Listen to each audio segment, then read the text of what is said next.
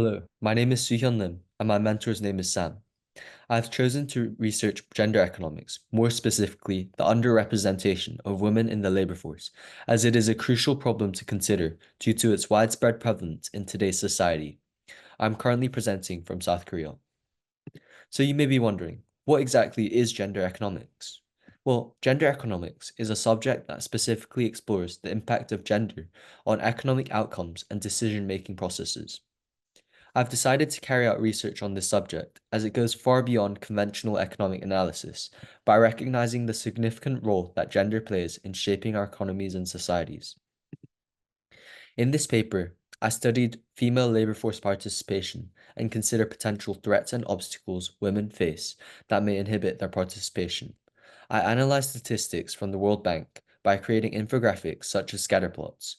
In addition, I conducted literature reviews, which served as my main sources of information.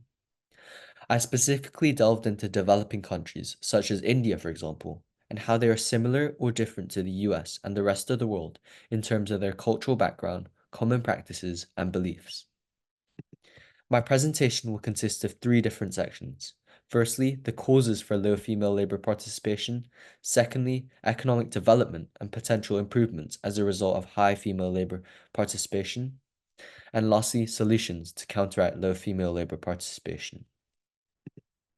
Just before we dive into the rest of my presentation, I'd just like to highlight an important bit of context to consider. The International Labour Organization states that the current global labor force participation rate for women is just under 47%, whereas for men, it's 72%. This is huge when taken into perspective, and this therefore drove me to explore why this disparity is present in modern day society. Moving on to the first section of causes, I'll be talking about conservative social norms and stigma present in society. Using data from the World Bank, which included every country in the world, I created a scatterplot that actively demonstrates the inverse relationship between fertility rate and female labor participation. As shown, I concluded that as fertility rates increase, female labor participation decreases as a result. This is possibly due to the social norm that women are expected to take care of their children to satisfy child-rearing needs. Thus, the limited time they ultimately have makes it increasingly difficult for them to engage in employed work in the labor force, hence resulting in this relationship. Other social norms and stigma could include the Hindu caste system in India, for example, where there's a social stigma suggesting that men outside the family are a source of pollution for women. Moreover, in American society, there is also a notion that males must earn more than their wives, as shown by a model by Akerlof and Crampton. And this can be backed by data from the National Survey of Families and Households in the US, which proved the majority of couples where the wife earns more than the husband report less happy, making them more susceptible to getting a divorce. Other causes could include difficulty overcoming a safety barrier. In New Delhi, for example, 95% of women aged 16 to 49 stated that they felt unsafe in public spaces. Also, men feel threatened by their female partner's greater economic power.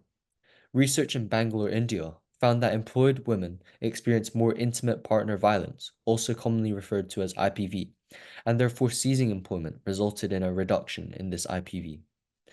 Women also find it difficult balancing work and family life. Women with more children ultimately have difficulty finding this sustainable balance, which discourages them from working, as they feel as though it is not worthwhile, as they would receive less of a return.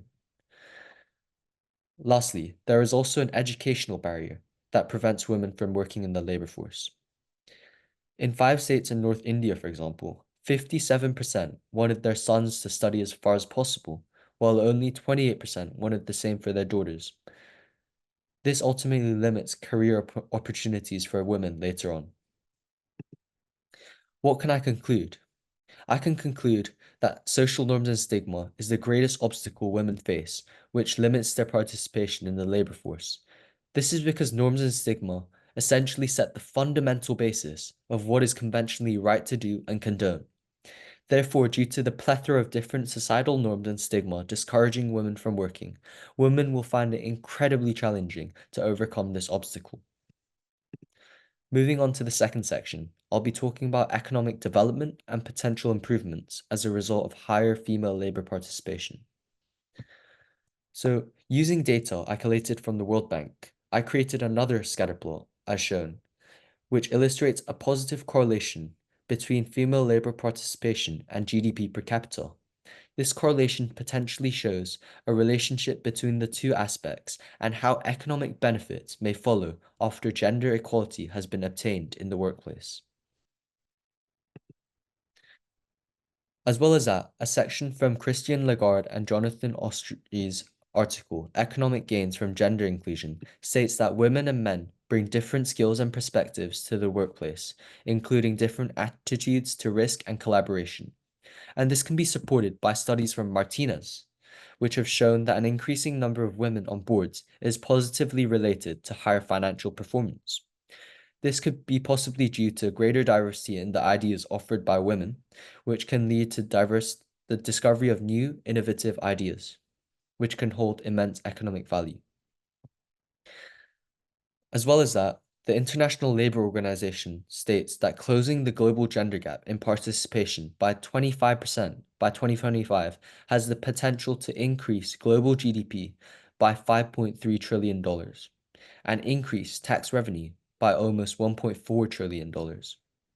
However, it is important that we also recognize that there is some economic value in domestic chores and childcare.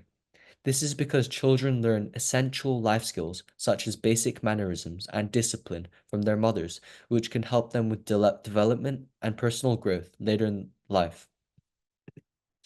What can I conclude from this section?